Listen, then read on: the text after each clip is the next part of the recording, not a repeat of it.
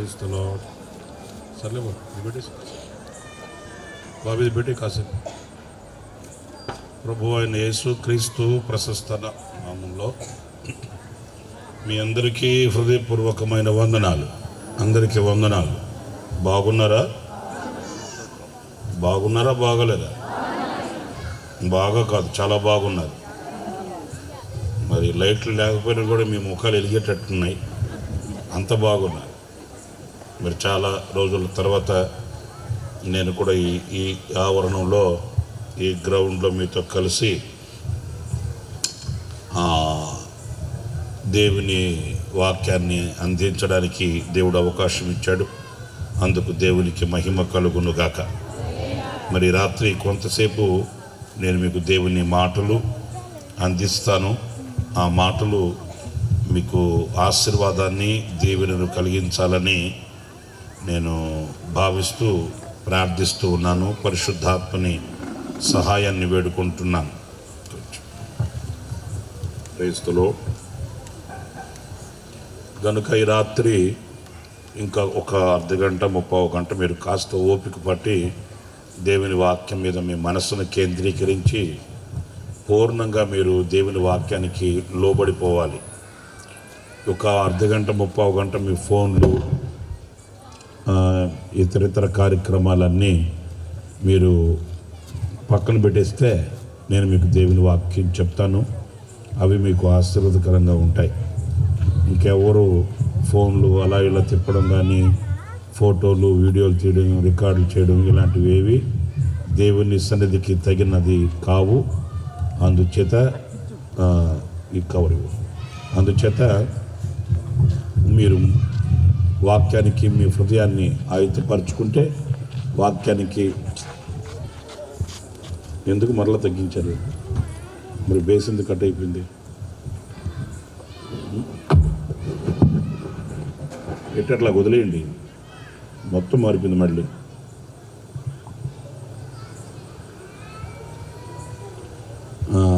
అది అలా ఉంచేయి. కనుక ఒక అర్ధగంట 30 గంట మీ మనస్సులను కేంద్రీకరించి దేవుని వాక్యం మీద మీరు మనసు పెట్టాలని కోరుకుంటున్నాను. పరిశుద్ధ గ్రంథంలో చక్కటి మాట నేను మీతో చెప్తాను. వాస్తవంగా నేను 8:30కి వాక్యం ప్రారంభించి 9:30 10 గంటలకి మీటింగ్ ముగిస్తాను. మరి ఈరోజు ఇక్కడికి మన నాయకులు, అధికారులు బోండా ఉమా గారు వస్తున్నారు. అంచేత 9 గంటలకి పైన వాక్యంకి ఇస్తామని సహోదరుల కబురప్పారు. అంచేత నాది కొంచెం నాయకులు వస్తున్నారు కదా అని వెయిట్ చేశారు. సరే, వాక్యం సమయం కనుక ఇంకా కొంతసేపు నేను మీకు దేవుని మాటలు చెప్పి ముగిస్తాను. అవి మీకు ఆశీర్వదకరంగా, దీవెనకరంగా ఉంటాయి. పరమగీతాల గ్రంథంలో 7వ కీర్తనలో ఉన్న ఒక మాట, మొదటి మాటని నేను చదువుతాను, మీరు చూడండి. పరమగీతాలు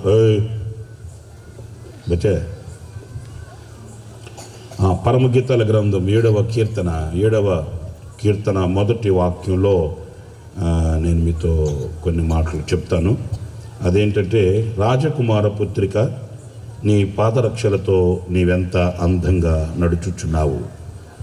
ఈ మాట చూడండి, చాలా చక్కటి మాట, శ్రేష్టమైన మాట, అమూల్యమైనది, మనకు ఎన్నో పాఠాలు నేర్పించే మాట. పరిశుద్ధ గ్రంథాన్ని ఎప్పుడు కూడా మనం ఏదో ఒక పత్రిక చదివినట్లుగా, లేకపోతే ఒక పాఠ్య పుస్తకం చదివినట్లుగా కాకుండా, పరిశుద్ధాత్మని సహాయాన్ని తీసుకొని వాక్యం దగ్గరికి మనం వెళితే ఎన్నో పాఠాలు, ఎన్నో మనం ఆ పరిశుద్ధాత్మని సహాయాన నేర్చుకోవచ్చు. ఈ కీర్తన, ఈ పరమగీతాలు అంటేనే ఇది కాస్త మనకు మనసుకు మేత పెట్టే గ్రంథం, కీర్తన పుస్తకం. ఈ కీర్తనలో పాటలన్నీ, మాటలన్నీ చాలా శ్రేష్టమైనవి, మర్మగర్భితంగా లోతైన అనుభవాల్లోకి మనం తీసుకుని వెళ్తాయి. ఈ కీర్తనలో, ఈ పరమ గీతాల పుస్తకంలో ఉన్న మాటలు, కీర్తనలు ఇవన్నీ, ఈ కీర్తనలన్నీ పాడుకోదగినవి. ఇవి ధ్యానపూర్వకంగా మనం ప్రియునితో, అంటే మన ప్రభు అయిన యేసు క్రీస్తుతో ఉన్న సంబంధాన్ని తలపోసుకునేవి. ఇక్కడ 3 విషయాలు మనకు కనిపిస్తాయి. 1 ప్రియుడు, 2 ప్రియురాలు సంఘం, 3వది దేవుడు. ఈ 3 అనుభవాలు ఈ పరమగీతాల గ్రంథంలో మనకు కనిపిస్తాయి. ఈ వాక్యంలో ప్రియుడు ప్రియురాలని అంటే సంఘాన్ని ఉద్దేశించి అభినందించిన మాటలు. ప్రియుడు అంటే యేసయ్య, ప్రియురాలు సంఘం. సంఘం అంటే ఏ సంఘంనైనా అని మీరు అడుగుతారేమో. ఇక్కడ ఏ సంఘానికి ఏ బోర్డు కట్టున్నారు, ఏ సంఘానికి ఏ రాతలు రాసున్నారు అని కాదు. ఒకవేళ రికగ్నైజింగ్ కొరకు, గుర్తింపు కొరకు లోకంలో ఒక్కొక్క సంఘానికి ఒక్కొక్క బోర్డు కట్టి ఉండొచ్చు. ఇది హోసన్నా, ఇది లూథరన్, ఇది సిఎస్ఐ, ఇది బ్యాప్టిస్ట్, లేకపోతే ఇది బేతేలు, గెచ్చమనే, ఇలా ఎన్నో సంఘాలు ఉన్నాయి. అయితే ఈ సంఘాలన్నీ కూడా దేవునివే. ఈ సంఘాలన్నీ కూడా దేవుని కొరకు, ప్రియుని కొరకు ఆయుత్తపరచబడుచున్నవే. కానీ ఒక్కటి మీరు గుర్తించాలి, ప్రభువు ప్రత్యక్షమైనప్పుడు ఈ సంఘాలన్నింటిలో ఎవరు సంపూర్ణులై ఉన్నారో, ఎవరు పరిశుద్ధతను కాంక్షించి సిద్ధపరచబడి అలంకరింపబడి ఉన్నారో వారందరూ ఒక సంఘంగా సమకూర్చబడతారు. ఆ సంఘమే వధువు సంఘం. నేను చెప్పేది మీకు అర్థమవుతుందా? లూథరన్, సిఎస్ఐ, బ్యాప్టిస్ట్, హోసనా, ఇంకా ఎన్ని ఉన్నాయో, ఎన్నో సంఘాలు ఉన్నాయి. ఈ సంఘాలన్నింటిలో ఏ సంఘంలో ఎంతమంది అనేది మనం చెప్పలేము. కానీ ఈ సంఘాలన్నింటిలో వధువు సంఘంగా అలంకరించబడి, తనను తాను అలంకరించుకొని పరిశుద్ధ నీతి వస్త్రాలతో సిద్ధపరచబడి పరిశుద్ధతలో నుంచి సంపూర్ణతలోనికి వెళ్ళిన ఆ ప్రజల సమూహం, ఆ విశ్వాసుల సమూహం ఒక సంఘం అవుతుంది. ఈ సంఘాలన్నింటిలో నుంచి ప్రత్యేకించబడిన ఒక సంఘం, ఆ సంఘమే వధువు సంఘం. అంటే వధువు వేరు, సంఘం వేరు. సంఘం అంటే మనందరం వస్తాం. ఈ సంఘంలో ఒదిగి ఉంటుంది వధువు సంఘం. ఈ సంఘంలో దాచబడి ఉంటుంది వధువు. ఇప్పుడు మన చర్చిలో ఒక అమ్మాయికి వివాహం అవుతుంది అనుకోండి, ఆ అమ్మాయి ఎక్కడ ఉంటుంది? మన మధ్య ఉంటుంది. ఆమె అమెరికా నుంచి ఏమి రాదు, ఆమె లండన్ నుంచి ఏమి రాదు, ఆమె మన మధ్యలోనే ఉంటుంది, మనతోనే ఉంటుంది. ఆ పెళ్లి రోజు పెళ్లి కుమారుని పక్కన కూర్చుంటుంది. మరి ఆ అమ్మాయిని సంఘము అని అనరా? సంఘమే, సంఘములో నుంచి ప్రత్యేకించబడిన ఒక వధువు. అలాగే సంఘంలో అనేక మంది ఉంటారు, 3 గ్రూపులు ఉంటారు సంఘంలో. అది కూడా చెప్తాను. ఒకటి పరిశుద్ధపరచబడిన ప్రజలు ఉంటారు సంఘంలో, అర్థమవుతుందా? 2 పరిశుద్ధపరచబడుతూ ఉన్న వాళ్ళు ఉంటారు. 3 పరిశుద్ధపరచబడాలని కాంక్షతో, ఆశతో వచ్చిన వాళ్ళు ఉంటారు. ఇంకా వాళ్ళు పరిశుద్ధపరచబడలేదు, ఇంకా తాగుడు మానలేదు, ఇంకా వడ్డీ వ్యాపారం మానలేదు, ఇంకా పాపపు రొచ్చులోంచి లేవలేదు. లేవాలని, రావాలని, ఉండాలని, మారాలని ఆశతో వచ్చారు. ఎక్కడుంటారు వీళ్ళు? సంఘంలోనే. చర్చికి వచ్చేవాళ్ళు కూడా తాగుతారా? ఎందుకుండరు? ఉంటారు. చర్చికి వచ్చిన వాళ్ళందరూ పరిశుద్ధులైతే మరి చర్చికి వచ్చిన వాళ్ళు చెప్పులు పోతాయి కదా, ఆ చెప్పులు ఎత్తుకుపోయే దేవుడు. అందరూ పరిశుద్ధులైతే ఒక్కొక్కరు గోల పెట్టి గీ పెడుతుంటారు. అయ్యా 3 వారాల క్రితమే కొన్నానయ్యా, 2 వారాల క్రితం. అవి తీసుకుని వెళ్ళింది దేవుడు. మరి అంటే వాటి కోసం వచ్చినోడు కూడా వచ్చి ఉంటాడు. అట్లాగని చెప్పి వాడిని బయటికి నెట్టేద్దామా? లేదే, మారుతాడు, మానుతాడు. ఎప్పుడు ఆడు కావాల్సిన చెప్పులన్నీ ఏరుకున్న తర్వాత ఆఖరిలో మారుతాడు. వెయిట్ చేయాల్సిందే మనం, తప్పదు.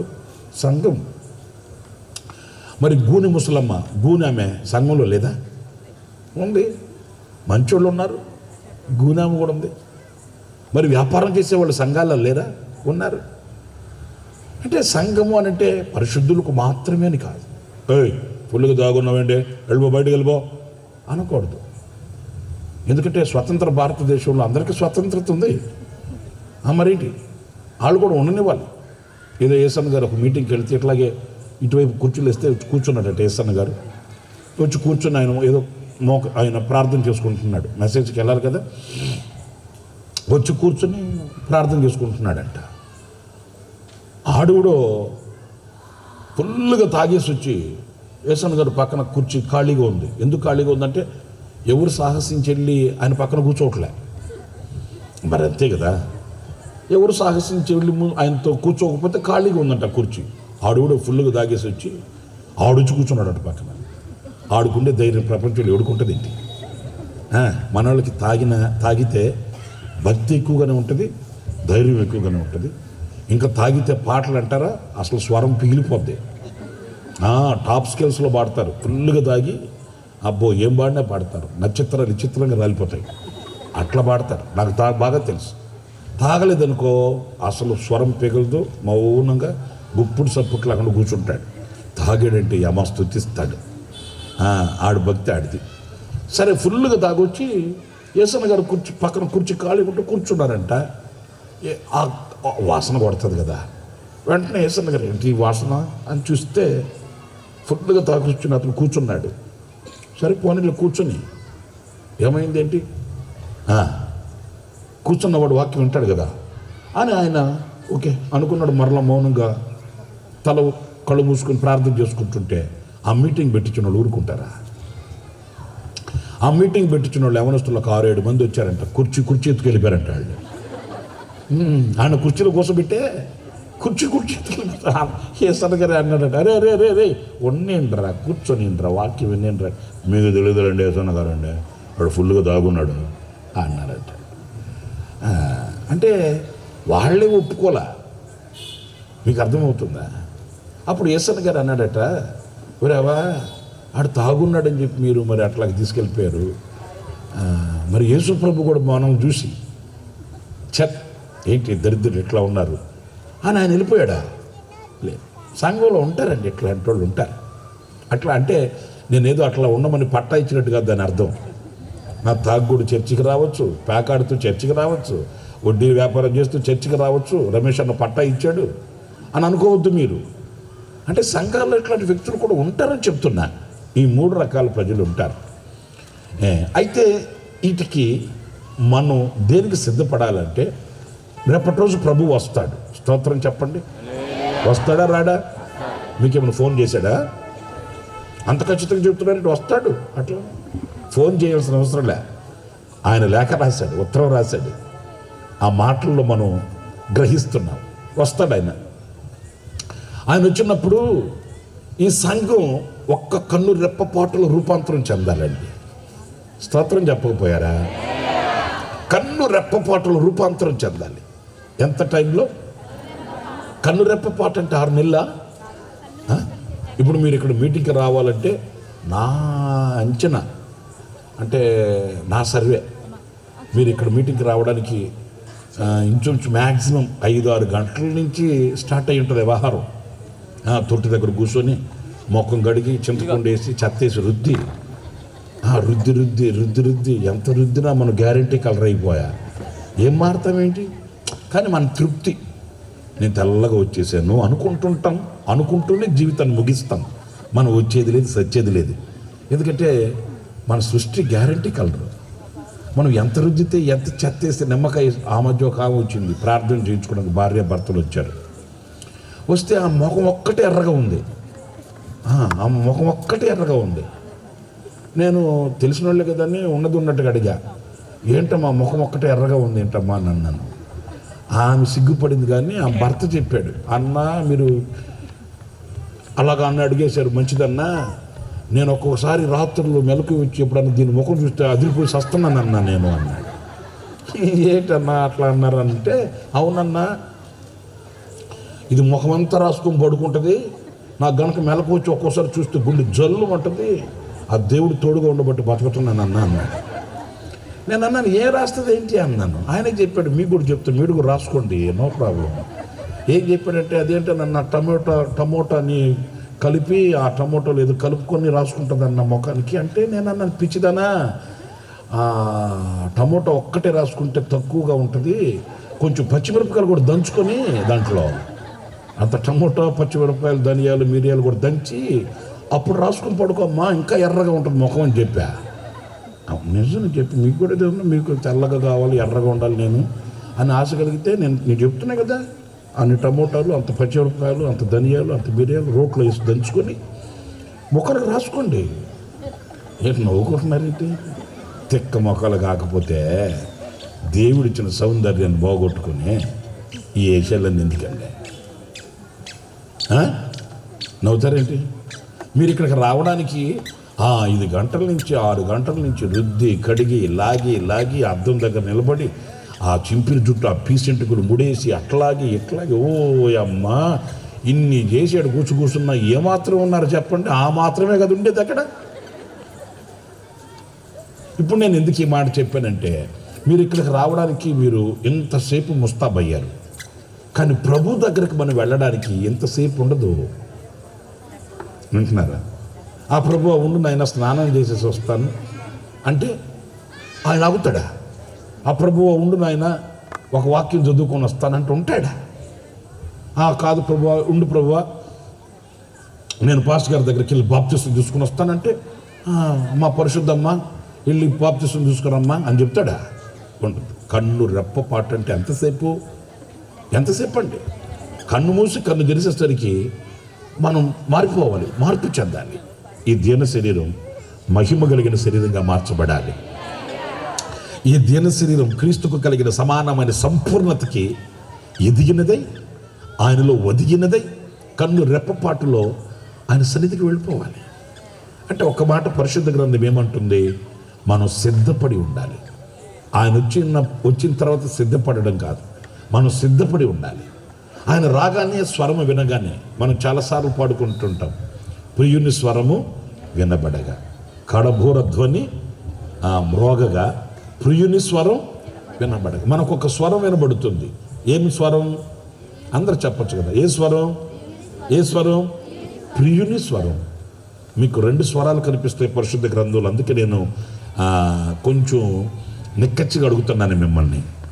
ఇడుగో పెండ్లి కుమారుడు ఇతనిని ఎదుర్కొన రండి అని ఒక స్వరం వినబడుతుందట. అది మనకు కాదు, సంఘానికి కాదు. సంఘానికి ఇడుగో ప్రియుడిని ఎదుర్కొన రండి అని వేరొకని స్వరం కాదు సంఘానికి వినబడాల్సింది. సాక్షాత్తు ప్రియుని స్వరం వినబడుతుంది. కడబూర ధ్వని ప్రియుని స్వరం. పరిశుద్ధ పౌలు అంటాడు, ఆర్భాటముతోనూ ప్రధాన దూత శబ్దముతోనూ దేవుని బోరతోనూ ఆయన దిగి వస్తాడట. ఆయన ఏమి దొంగ వలె రాడు. సంఘం కొరకు ఆయన ఒక మధ్య ఆ పాట రాశాడంట ఒక ఆయన, వస్తాడు దొంగ వల్లే వస్తాడు అని రాసి పాడాడంట. నాకు ఆ మాట చెప్తే నేను కొంచెం అంటే ఆశ్చర్యపడ్డా. వస్తాడు దొంగ వలే ఎవడు వచ్చేది? ఏమండి, ఇప్పుడు దొంగ వచ్చేటప్పుడు ఆర్భాటంతోనూ ప్రధాన దూత శబ్దంతోనూ దేవుని బోరతో వస్తాడా దొంగ? మీకు అర్థమై చావాల. ఇప్పుడు దొంగ వచ్చేటప్పుడు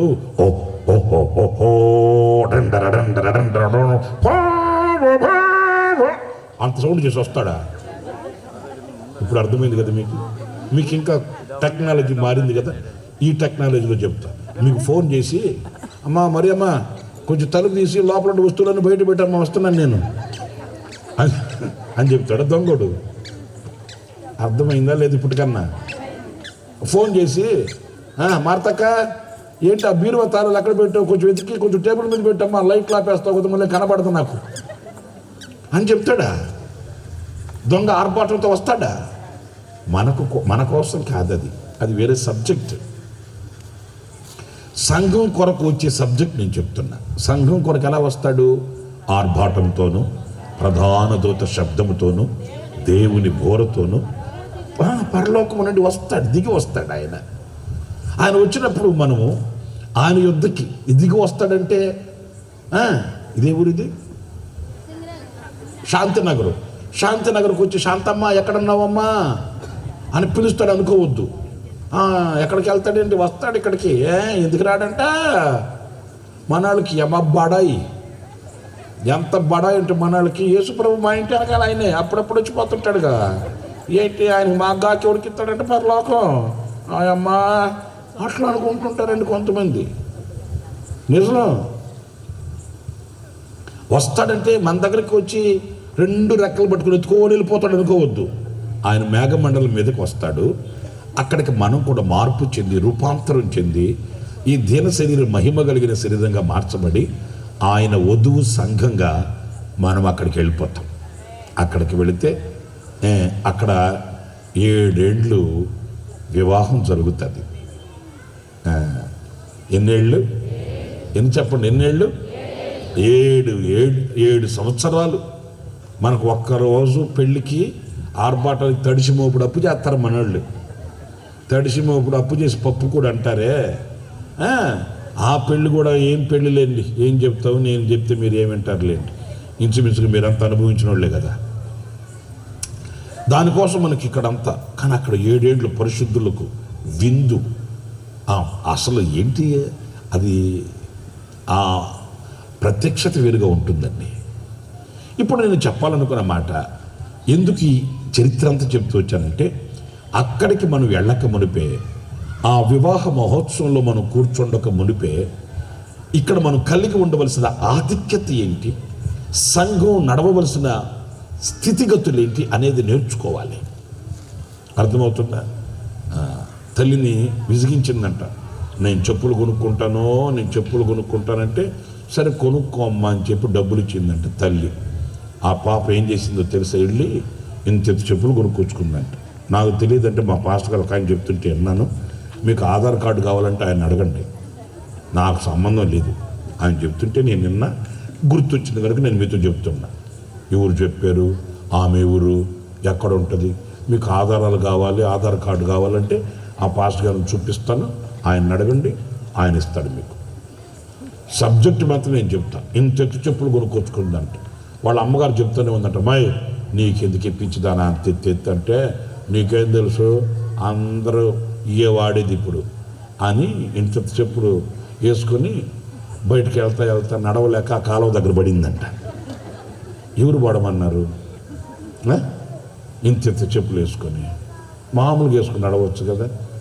చేతగాని అడుగులు ఎవరేమన్నారు? నేను ఊరకని చెప్పట్లే ఈ మాట, ఇక్కడ రాయబడిన మాట. రాజకుమార పుత్రిక, నీ పాదరక్షలతో. పాదరక్షలు అంటే ఏంటి అమ్మా? చెప్పులు తెలుసుగా మీకు. అది అందుకు చెప్తున్నా, మీరేదో నవ్వించాలి, కవ్వించాలి, లేకపోతే ఇంకోటని కాదు నేను చెప్పేది. మీకు అర్థమయ్యే బాణీలో, సులభ శైలిలో మాట్లాడుతున్నా అంతే. ఓకే, నీ పాదరక్షలతో నువ్వు ఎంత అందంగా అంటే, ఎత్తి చెప్పులు వేసుకొని బోర్ల పడి పొళ్ళు కొట్టుకొని ఆదివారం చర్చికి వెళ్ళి సాచుకొని చెప్పమని కాదు నేను చెప్పేది. కొంతమంది చేయవలసినవి చేసి మళ్ళీ దానికి ఒక సాచుకం. ఆదివారం సంగమా మీ అందరికి స్తోత్రాలు, దేవునికి వందనాలు. స్తోత్రాలు ఎవరికి, వందనాలు ఎవరికి కూడా తెలియదా నీకు? మీ అందరికి స్తోత్రాలు, దేవునికి వందనాలు. నేనైతే పోయిన వారంలో భయంకరంగా శోధింపబడ్డాను. భయంకరంగా. ఏ కారమమ్మా? గొడ్డు కారమా? మనవాళ్ళకి ఆటో ఎక్కబోయాను, ఎక్కే సమయంలో గేదె వచ్చింది. ఆ గేదె వచ్చిన తర్వాత అమ్మ త్వరగా చెప్తా ఉండు పాస్టర్ గారు, చెప్తున్నానుగా. ఇంకా ఈమెకే సమయం ఇచ్చిన చేతులు కట్టుకుని చూస్తూ ఉండాలి పాస్టర్ గారు. మనవాళ్ళ వ్యవహారాలు ఎట్లా ఉంటాయి. సంఘం యొక్క ఉనికి, సంఘం యొక్క నడక చూడండి. నడక అనేది ఏంటి అంటే లైఫ్ స్టైల్, జీవిత విధానం. నడక అంటే ఏదో ఇక్కడ నుంచి అక్కడ దాకా నడవడం అని కాదు. లైఫ్ స్టైల్, జీవిత విధానం ఎలా ఉండాలి. చాలా చాలా క్లుప్తంగా చెప్తాను ఈ మాటలు, నేను వినండి. నువ్వు ఎంత అందంగా నడుచుచున్నావు అనే మాటకి నేను వ్యాఖ్యానం సులభ శైలిలో వాడుక భాషలో మాట్లాడాలంటే, రాజకుమార పుత్రిక, నీ పాదరక్షలతో నీవెంత అందంగా బ్రతుకుతున్నావు, నీవెంత అందంగా జీవిస్తున్నావు. ఒక్క మాట నేను స్వతంత్రంగా మిమ్మల్ని అడుగుతున్నాను ప్రియులారా, ఈ రోజున అందంగానే బ్రతుకుతున్నామా, లేక ఆ రమ్యతని, ఆ సౌందర్యాన్ని పోగొట్టుకుని బ్రతుకుతున్నామా? ఇదొక్క ప్రశ్నకి నేను కొన్ని ఆధారాలు చూపిస్తాను. నేను మీకు దేవుని వాక్యంలో కొన్ని విషయాలు మిమ్మల్ని చెప్తాను. అందంగానే బ్రతుకుతున్నామా? ఈరోజు మనం బ్రతికే బ్రతుకులో ఆ సౌందర్యం ఉందా? మనం బ్రతికే బ్రతుకులో ఈరోజున ఆ సొగసు ఉందా? లేక సౌందర్యం లేక సొగసు లేక బ్రతుకుతున్నామంటే బ్రతుకుతున్నాం, ఇది నా బ్రతుకు అనేటట్లు బ్రతుకుతున్నామా అనే విశ్లేషణ మీ అందరికీ కలగాలి. ఇక్కడ సీనియర్లని, జూనియర్లని, మేము క్రిస్టియన్స్ అని, మేము క్రిస్టియన్స్ కాదని ఏ తారతమ్యం లేదు. ఈ వాక్యం క్రిస్టియన్స్కే అని నేను అనట్లే, క్రిస్టియన్స్ కాని వాళ్ళకే అని నేను అనట్లే. ప్రతి నరునికి నేను వాక్యానుసారంగా ఈ ప్రశ్న వేస్తున్నా. ఎందుకంటే ఇలాంటి అందమైన బ్రతుకు, రమ్యమైన జీవితం లేకుండా నేను ప్రభువును ఎరిగాను అని చెప్పుకొని కూడా వేస్తే వ్యర్థమే. అయ్యా నేను క్రిస్మస్కి 30 అడుగు స్టార్ లేపానయ్యా. ఎందుకు లేపా? అయ్యా ఈస్టర్కి 7 గ్లాసులు పానకం తాగానయ్యా. ఎందుకు తాగా? మా నాన్న దాంట్లో తృప్తి పడిపోతారు. అసలు కిస్మిస్ మేము ఎట చేస్తాం తెలుసా? కిస్మిస్ చేసి డిస్మిస్ అయ్యావా? అసలు ఈస్టర్కి అయితే నేను 9 గంటలకు పోయి 3 గంటల దాకా కూర్చొని ఉన్నా. ఎందుకు కూర్చొని ఉన్నా? అదే ఏడద్దామని యేసుప్రభు చచ్చాడని చెప్పిన తర్వాత వచ్చి బయటికి నేను వచ్చావు. ఆ తర్వాత బతికేమైనా మారిందా? కదా. ఆచారాలలో ఏమి లేదు సుమా, ఆచారాల్లో ఏమీ లేదు. ఇంటికి సిమెంట్ అచ్చులు పెట్టేస్తారు, శాంతి నిలయము అని రాసేస్తారు. లోపలికి వెళ్తే గుద్దుకొని చస్తుంటారు ఒక్కొక్కడు. నిజం నేను చెప్పే మాట. అక్కడ సిమెంట్ అచ్చులు ఏం రాసి పెట్టారు అమ్మా? శాంతి నిలయము. లోపలికి వెళ్తే అయ్యగారు చెయ్యగదు, అమ్మగారు నోరాగదు. ఇండియా పాకిస్తాన్ మ్యాచ్ ఎప్పుడు జరుగుతూనే ఉంటుంది. ఏంటి నిజం నేను చెప్పేది. సాయంకాలం 8-9 గంటలకి, లేకపోతే రాత్రి 9 గంటలకి 10 గంటలకి మ్యాచ్ డిక్లేర్ అయిపోద్ది. రోజు మ్యాచ్ జరుగుతుందంట. 4లు 6లేనంట. మీకు అర్థం ఏంటి? కమ్మగా నవ్వుకుంటున్నారు ఏంటి? వాళ్ళకి రోజు మ్యాచ్ జరగకపోతే బాగోదు. 4లు 6లు కొట్టుకొని మమ్మీ డాడీ 4 మమ్మీ అంటుంటే డాడీ 6 మమ్మీ. 8-9 గంటలకు డిక్లేర్ అయిపోయి అలసిపోయి పడుకుని నిద్రపోతారు. ఇక నిజం. ఏం పేరు? శాంతి నిలయం. ఒక్కొక్కరింటికి గోడలకు పేట్లతో రాసేస్తారు, నేనును నా ఇంటి వారును. వాళ్ళు యెహోవాగా సేవించేది బ్రాంతి సేవిస్తుంటారు. లోపల కూర్చొని కమ్మగా కైమ తెచ్చుకొని తాగి ఫుల్గా మొఖం ఉబ్బేటట్లు. పూరి ఉంటుంది, పూరి ఉబ్బుతుంది. అట్లా ఉబ్బిపోద్ది మొఖం. గ్లామర్ కింగుల్లా కనబడతారు.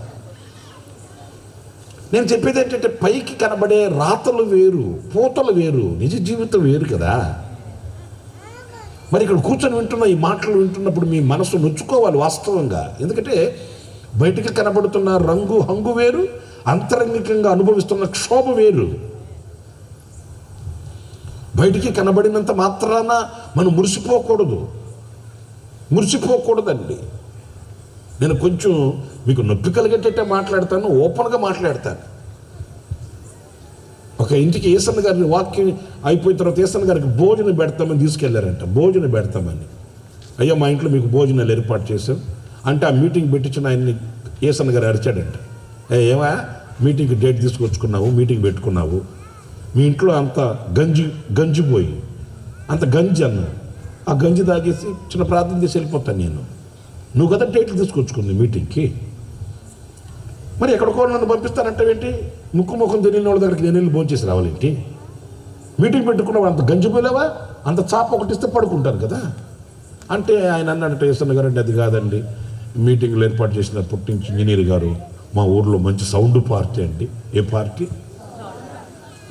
సౌండ్ పార్టీ అంట. వాళ్ళు క్రిస్టియన్సేనండి, మా ఇంట్లో భోజనం పెడతాం ఏసన్న గారికి అని చెప్పి ఆ మొదటి రోజు నుంచి విసిగిస్తున్నారండి. అందుకు ఒప్పుకున్నానండి, ఏమనుకోకండి అంటే. ఇంకేమనుకునేది ఏముంది? ఒప్పుకున్న తర్వాత సరే నన్ను వెళ్ళి కారు ఎక్కాడంట. 45 కిలోమీటర్లు తీసుకెళ్ళాడంట. ఏటెతక లంక మేతకు సరిపోయిందంటారు పెద్దోళ్ళు. ఇట్లాంటిదే 45. ఆయన పాపం జర్నీ చేసి వచ్చి అలసిపోయి పాట పాడి వాక్యం చెప్పి అంతమందికి ప్రార్థన చేసి ఎట్లుంటుంది ప్రాణం? అవి పట్టవుగా మనకు, మనం ఏదనుకుంటే అదే. ఆయన అలసిపోయినాడు పాపం. ఆయన్ని కారులో ఎక్కించుకుని 45 కిలోమీటర్లు. అసలు కారులోనే సగం నిద్రపోయాడంటే ఏసన్న గారు, అలసిపోయి పాపం. సరే ఈ సంగతి ఎందుకు చెప్తున్నాను వినండి. సరేనని ఆ ఇంటికి వెళ్ళాడంట. 45 కిలోమీటర్లు తీసుకెళ్ళారంట. అర్ధరాత్రి ఆ ఇంటికి తీసుకెళ్ళాడంట. ఇంట్లో వాళ్ళ భార్యని పరిచయం చేశాడంట.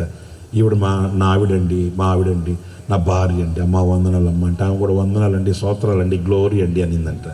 ఇంకా అన్నీ ఆమె చెప్పేస్తే ఈయనేం చెప్తాడేంటి? సరేలే అని చెప్పి కూర్చున్నాడంట డైనింగ్ హాల్ దగ్గర. ఆకలిగా ఉంది బాగా. అంతమంది దీన్ని పడుకుందాం నాయన అనుకుంటే ఆ డైనింగ్ హాల్ దగ్గర కూర్చున్నాడంట. తీసుకురా, పెట్టు తొందర పెట్టు అన్నాడంట ఇంజనీర్ గారు. ఆమె వంటగదిలోకి వెళ్ళి ఆ పాత్రలను వండినవన్నీ తీసుకొని వచ్చి టేబుల్ మీద పెడుతుందంట. తీసుకొచ్చి పెట్టి వడ్డిస్తుంది కదా. ఆత్రం ఉన్నట్టుంది ఈ ఇంజనీర్ గారికి. అంతలోనే ఒక గిన్నె మూత తీసి ఆ కర్రీ, ఆ కూర స్పూన్తో కొంచెం నోట్లో పెట్టుకుని, అబ్బా సూపర్గా ఉందప్పా, ఏ చేసేవే కూర సూపర్గా ఉంది, ఏసన్న గారికి దిమ్మ తిరుగుతుంది ఈరోజు, అబ్బా సూపర్గా ఉంది, అబ్బా బాబా అన్నాడంట. వెళుతున్నా వెనక్కి తిరిగి ఆయన భార్య, నోరు పనికి మాలినోడా నోరు పోయి అనిందంట. అమ్మ నాయన, ఏసన్న గారికి అయితే గుండు గుప్పెట్లోకి వచ్చిందంట. ఎందుకంటే కట్టుకున్నవాడినే అంతలా మాట అనింది. ఇక నెక్స్ట్ నన్నేమంటుందో, నర్వై పనికి మాలినాడు నర్వై అంటే ఆ ఇంజనీర్ గారికి ముఖం ఎంత అయిపోయిందంట. ఇంజనీర్ గారు అన్నాడట, నేనేమన్నాను బాగా చేసే కూర అన్నాను అంతే కదా, నేనేమన్నాను నిన్ను అంటే, నర్వై మళ్ళీ మాట్లాడతావే సిగ్గులేనోడా అని లేచిందంట. ఎవరు సిగ్గులేనోడు రా, ఇదే కర్మరా బాబు అనుకోని అంటే, ఇదిగో ఏం మాట్లాడుతున్నావు నువ్వు, మాట్లాడవా అంటుందంట. ఏసన్న గారు గడగడ ఉడికిపోయి చెమట పట్టిందంట. ఆకలి సంగతి దేవుడి కనుక ఏంట్రా ఆయన వీళ్ళిద్దరు సంగతి అని చూస్తుంటే ఆమె తిట్టి ఆఖరిలో ఉందంటే, పనికి మాలినోడా నాకు ఆరోగ్యం బాగోలేక ఈరోజు నా కూర పని మనిషి దగ్గర చేయించా. ఆరోగ్యం బాగోలేక ఆ కూర పని మనిషి దగ్గర చేయిస్తే అది చేసిన కూర నీకు బాగా నచ్చిందంటరా. 28 సంవత్సరాలు చేసి పెడుతుంటే కూర్చొని తిని ఈరోజు అది చేసింది నచ్చిందంటారా నీకు. నేను ఎప్పుడో చెప్పా దాన్ని మానించదా, దాన్ని ఆపి పనిలో వచ్చిన అన్న నువ్వు ఎందుకు ఆపుతావురా అనేసిందంట. ఏంటి మీకు ఎక్కడో కనెక్ట్ అయినట్టుంది, తలకాయ ఉంచుకుని నవ్వుకుంటున్నారు, నాకు అర్థమే సావట్లే. మీకు ఇంకో మాట చెప్పనా, ఇక ఆయనకి సిగ్గుపోయినట్టు అయిపోయి, ఆయన కూడా తక్కువ కాదులే, ఆయన లేచి ఆయన పిచ్చిగా పచ్చిగా మాట్లాడాడంట. ఒక సేవకుడు ఉన్నాడే, దైవజనుడు ఉన్నాడే, అంత అన్నం పెడతామని తీసుకొచ్చామనే వివేక జ్ఞానం కూడా లేదు. మరి ఎందుకు ఈ మాట చెప్తున్నాను, అవన్నీ మాకెందుకు చెప్తున్నారండి పాస్టర్ గారు అని మీరు అడుగుతారా. ఈరోజు బ్రతుకుతున్న బ్రతుకులు అలాగే ఉన్నాయి. అందమైన బ్రతుకు, రమ్యమైన బ్రతుకు మనిషికి అరువైపోయింది. వింటున్నారండి, మీకు బాధాకరమైన విషయం చెప్తా. ఇక ఆయన అట్లాగా మాట్లాడి ఇంజనీర్ గారు వెళ్ళిపోయి ఆయన గదిలో ఆయన పడుకుని లాక్ చేసుకున్నాడంటండి. లాక్ కొట్టేశాడంట రూమ్కి, గదికి.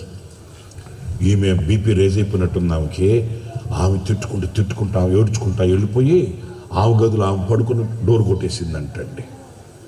2 పిల్లలు ఉన్నారంట. వాళ్ళు అంటారంట, చిన్నగారు మనం తిందామా అన్నారు. మీరా దరిద్రం పోండ్రా, మీ మమ్మీని పిలువు పోండ్రా అంటే ఆ 2 పిల్లలు వెళ్ళి తలుపు దగ్గర, మమ్మీ ఆకలేస్తుంది మమ్మీ రా మమ్మీ అంటే, ఆమె గదిలో నుంచి అంటదంటారు, రేయ్ మీ డాడీకి చెప్పండి రా బుద్ధి,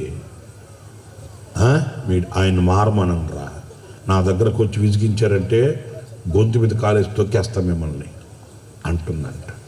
వాళ్ళు మళ్ళీ వచ్చి, చిన్నగారు మా మమ్మీ రానంట, మీ డాడీ నన్ను పిలువుకోండిరా.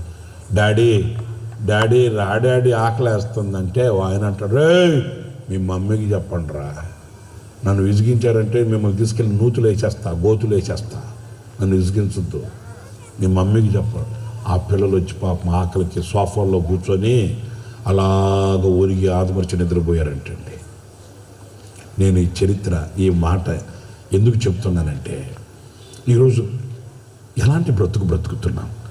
శాంతి, సమాధానం, ఆనందం, ఆహ్లాదకరమైన అనుభవాలు, నెమ్మది, ప్రశాంతత, విశ్రాంతి, దేవుని సన్నిధి, దేవుని సమ్ముఖములో ఉన్న ఆ తేజ సంబంధమైన జీవితపు అనుభవాలు ఎందరి గుండెల్లో ఉన్నాయి, ఎందరి నివాసాల్లో ఉన్నాయి. మీరు పరిశీలించుకోండి. మీరు ఆత్మీయులనే కాదనట్లే, మీరు బైబిల్ చదివే వాళ్ళే కాదనట్లే, మీకు ఆదికాండం తెలుసు, ప్రకటన గ్రంథం తెలుసు నేను కాదనట్లే, మీరు అధ్యాయాలు బట్టి పెట్టేసరి నేను కాదనట్లే. కానీ ఈ రోజున అందమైన బ్రతుకుతున్నామా, లేకపోతే రమ్యత లేని, ఆ సౌందర్యము లేని, ఏంటండి నికృష్టమైన బ్రతుకుతున్నామా? ఈ మాట అన్నదానికి నేను కొంచెం బాధపడుతూనే అంటున్నాను. ఈ మాట నికృష్టమైన బ్రతుకు, దైవ సంబంధమైన ఆ ఆనవలే కనిపించు. ఆ ఆత్మ సంబంధమైన అనుభవాలు అడుగుజాడలే ఆ ఇంట్లో కనిపించు. ఏదో ఒక శాపం, ఏదో ఒక చీకటి, ఏదో తెలియని ఆందోళన కుటుంబాలని ఈ రోజున స్వర్గసీమలుగా ఉండవలసిన కుటుంబాలని నరక కూపాలుగా మార్చేసేయండి. ఓ నైనా, అనేక కుటుంబాలతో మాకున్న పరిచయాన్ని బట్టి నేను చెప్తున్నానండి. ఒక్కొక్క కుటుంబంలో ఉండే కొంపటి అంతా ఇంత కాదు. ఈరోజు బ్రతుకుతున్న బ్రతుకులో ఉన్న ఆ చీకటి, లేకపోతే ఆ ఆవేదన, నలిగిన అనుభవాలు అంతా ఇంత కాదండి. ఇదిగో ఇక్కడ సంఘాన్ని గురించి, రాజకుమార పుత్రిక, నీ పాదరక్షలతో నువ్వు ఎంత అందంగా బ్రతుకుతున్నావు. ఆ అందమైన బ్రతుకు చూడండి. ఆ అందమైన బ్రతుకు నడవడము అంటే ఈరోజు మనం ఎలా నడిపించబడుతున్నాం, ఎలా నడుస్తున్నాం. దావీదుని గురించి ఒక మాట రాయబడి ఉంది పరిశుద్ధ గ్రంథంలో. అతడు ఎలాగ నడిపించబడ్డాడు, అతడు ఎలా నడిచాడు, అతడు ఎలాగ బ్రతికాడు అని దావీదుని గురించి ఒక చక్కటి మాట మనం చదువుతాము. రాజుల మొదటి గ్రంథం, రాజుల మొదటి గ్రంథం 15వ అధ్యాయం 4-5 వాక్యాలని మనం చదువుదామండి. దావీదు హిత్తీయుడైన ఊరియా సంగతి యందు తప్ప, చూస్తారండి ఆ వాక్యాన్ని. దావీదు హిత్తీయుడైన ఊరియా సంగతి యందు తప్ప తన జీవిత దినములన్నీ యెహోవా దృష్టికి ఎలా నడిచాడంట? మీరు చెప్పండి గట్టిగా. గట్టిగా అందరు చెప్పండి. ఎలా నడిచాడంట? నడవడం అంటే నేనేం చెప్పాను? జీవించడం, బ్రతకడం. ఎలా బ్రతికాడంట? యథార్థంగా బ్రతికాడంట. నేను ఒక మాట మిమ్మల్ని స్వతంత్రంగా అడుగుతున్నానండి. అధికారంతోనూ, లేకపోతే నాకేదో వేదిక వేసారు, మీకు మేము కింద కోసం పెట్టారని కాదు, లేకపోతే మైకు నా చేతిలో ఉంది, మైకు మీకు అట్లా అని కాదు. నేను స్వతంత్రంగా మీ మీద ఉన్న అభిమానం, ప్రేమతో మాట్లాడుతున్నాను. దావీదు ఆ ఒక్క విషయంలో తప్ప, అది తీసి పక్కన పెట్టేస్తే మిగతా అతని జీవిత అనుభవాలు ఎలా ఉన్నాయంటే యథార్థంగా బ్రతికాడంట. మరి ఈ రోజున అందమైన బ్రతుకులో ఈ యథార్థత కనిపిస్తుందా మనకు? ఏంటి యథార్థత? ఏదో చర్చికి వెళ్ళి కానుకేసి 10 రూపాయలు కానుకేసి, అమ్మ నేను 10 రూపాయలు కానుకేసాను మనం చెప్పుకోవడం కాదు. లేకపోతే దేవుని మందిరానికి వెళ్ళి ఏమండి నేను భక్తురాల్ని అని కనపరుచుకోవడం కాదండి. ఏంటి యథార్థత? ఆ దొడ్డు వెనకాల కాసిన సొరకాయలు తీసుకెళ్ళి ఆటో రిక్షాలో నిండా తీసుకెళ్ళి చర్చిలో కానుకిచ్చేసి, అమ్మో నేను మా పంట మొత్తం ఇచ్చేసా. ఏ పంట ఇచ్చావు? కొంతమంది ఇలాంటి అల్పమైన వాటి ఎంత సంతోషపడతారో. ఈ అల్పమైనవి కాదు. యథార్థమైన బ్రతుకంటే ఏంటి? యథార్థంగా జీవించడం అంటే ఏంటి? దేవుడు అతనికి ఎంత, చూడండి 2 మాటలతో నేను మీకు చెప్పి ముగించేస్తా. ఏది? దావీదు గురించి. దావీదు గతంలో ఎవరు అనంటే చిన్న మంద కాపరి, చిన్న మంద, పెద్ద మంది కాదు. నేను యెరూషలేముకి ఇంచుమించు 5-6 సార్లు వెళ్ళా. దావీదు గొర్రెలు మేపిన బెత్లెహేములో గొర్రెలు మేపిన ప్రాంతాలన్నీ చూశాను నేను. అక్కడ వాళ్ళు చెప్పారు పెద్ద మంద కాపరి కాదండి, చిన్న మంద కాపరి. చిన్న మంద అతనికి ఉన్నప్పుడు ఎంత సిన్సియర్గా, ఎంత యథార్థంగా, పవిత్రంగా దేవుణ్ణి ఆరాధించుకుంటూ స్తుతించుకుంటూ బ్రతికాడో జాగ్రత్తగా వినండి, నన్ను చూడండి. చిన్న మంద అతనికి ఉన్నప్పుడు ఎంత సిన్సియర్ హార్ట్, యథార్థమైన హృదయంగా కలిగిన వాడై స్తుతించుకుంటూ ఆరాధించుకుంటూ ప్రభుని మహిమపరుచుకుంటూ బ్రతికాడో, ఒకరోజు దావీదుని దేవుడు అందలం ఎక్కించాడు. చప్పట్లు కొట్టండి గట్టిగా. హల్లెలూయా. దేవుడు దావీదుని అందలం ఎక్కించాడు. ఎంత అందలం అంటే ఇక ఆ స్థితి, ఆ స్థానం నుంచి అధికమైన స్థానం ఇంకొకటి లేదు. రాజుగారికి మించిన వాళ్ళు ఇంకొకరు ఉన్నారా? చెప్పండి. రాజుగారికి మించిన వాళ్ళు ఎవరైనా ఉన్నారా? ఇక అక్కడి నుంచి ఇంకొక స్థానం లేదు అన్నంతగా దావీదుని ఆశీర్వదిస్తే, ఇక నేను మీతో చెప్పాలనుకున్న మాట, ఆ చిన్న మందగా ఉన్నప్పుడు దేవునితో అతనికి ఎలాంటి అనుబంధం కలిగి ఉన్నాడో, ఉన్నత స్థితికి తీసుకుని వచ్చిన అదే అనుబంధం కలిగి ఉన్నాడు దేవునితో. నీకు అర్థమైందా? యథార్థత అనేది ఇచ్చే కానుకలో కాదు. నావన్నీ అంగీకరించుమో దేవా అంటానే ఉంటారు, వెతుకుతూ ఉంటారు జోబిల్లో. ఏంటి ఎతికేది? చిన్న కాగితం, లేకపోతే చిన్న కాగితం, ఇంకా చిల్లర. పాడే పాటేమో నావన్నీ, అన్ని అబద్ధాలే పాడి దొంగ మొఖాలు. నువ్వు ఇస్తే ఇవ్వు, లేకపోతే మౌనంగా ఉండు. మళ్ళీ అబద్ధం పాడేది ఏంటి? ఆ మధ్య నాకు అబద్ధం చెప్పేవాళ్ళు తెలుసు, కానీ ఈ మధ్య నాకు అబద్ధాలు పాడేవాళ్ళు కనబడుతున్నారు. అన్ని అబద్ధాలే. మా ఊర్లో మీటింగ్ పెడితే, ఇట్లాంటి మీటింగ్లు పెడితే తెగ పాడతారు ఒక పాట. ఏం పాట? పాడినా వద్దా? తెగ పాడతారు. ఏం మీకు రాకపోతే కదా నేను పాడేది? మీకు రాకపోతే నేను పాడేదాన్ని. ఏం పాట చెప్పనా? వేలాది నదులంతా ఇస్తారా తైలం నీకేసిన సాలోడా అని పాడుతుంది ఆ అమ్మ. నేను నా ఇంట్లో ఇంచుమించు 15 సంవత్సరాలు ఉన్నా. 15 సంవత్సరాల వయసు వరకు ఉన్న నా ఇంట్లో 15 సంవత్సరాలు విన్న పాట. ఆ అమ్మ ఇచ్చింది లేదు, సచ్చింది లేదు. లైట్లు కట్టి మైకులు పెడితే తెగబాడుతుంది, రాగం తీసు. ఎలాది నదులంతా ఇస్తారా తైలము నీకు ఇచ్చిన సాలునా అంటది కదా. ఇచ్చింది లేదు, సచ్చింది లేదు. నేను అంటాను, ఎందుకు అట్లా అబద్ధాలు పాడడం? ఇస్తే ఇవ్వు, లేకపోతే మౌనంగా ఉండు. ఇట్లాగే నేను అదేంటి నర్సాపూర్ దగ్గర ఒక మీటింగ్కి వెళ్తే ఒక ఆయన వచ్చాడు, పాట పాడతానండి. పాడమంటే కూర్చున్నాను నేను. పాడరా స్వామి, నువ్వు ఎంత పాడు ఎవడుద్ది అన్నాడు. పాడమని కదా మైక్ ఇచ్చింది. నేను ఎందుకు చెప్తున్నాను తెలుసండి? ఈరోజున అసలు నిజ జీవితానికి, అంటే నడవడికకి, అడుగుజాడలకి, భక్తికి సంబంధం ఉండట్లే. వేలాది నదులు అంత ఇస్తానని ఇచ్చావా? లేదు. యథార్థత అంటే ఏంటి? మనం ఇచ్చే కానుకలోనా? ఇద్దరు కానుక తీసుకుని వెళ్ళారు దేవుని సన్నిధికి. ఎవరండి ఇద్దరు? ఎవరండి ఇద్దరు కానుక తీసుకెళ్ళారు? ఎవరు వాళ్ళిద్దరు? మీ ఇంటి వెనకల కయ్యూను హేబేలు. దేవుడు ఒక్కరిదే అంగీకరించాడు, ఇంకొకరిది అంగీకరించాలి. ఎవరన్నా కానుకిస్తానంటే వద్దంటారా? ఇప్పుడు నేనున్నానండి, ఎవరన్నా కానుకిస్తే వద్దంటానా? వాళ్ళు ఎలాంటి వాళ్ళు ఏంటి నేను చూడను. నాకు కానుక వచ్చింది కదా జాలి అనుకుంటా. అది నా బుద్ధి. మరి దేవుని బుద్ధి అది కాదు కదా. దేవునికి నీ కానుక కాదు కావాల్సింది, నీ హృదయమే ఒక కానుకగా కావాలి. ఆమేన్. అర్పణ కాదు, సమర్పణ లేని అర్పణే కాదు. మరి అది కాదు, ఏదో ఇచ్చాను, వచ్చాను, తెచ్చాను. దావీదు జీవితంలో అతడు ఎంతో యథార్థత కలిగిన వాడంట. ఏంటి అతనిలో కలిగిన యథార్థత? టూకీగా నేను 1-2 మాటలు చెప్తున్నాను అంతే, మీరు ధ్యానించండి, మంచి విషయాలు బయటపడతాయి.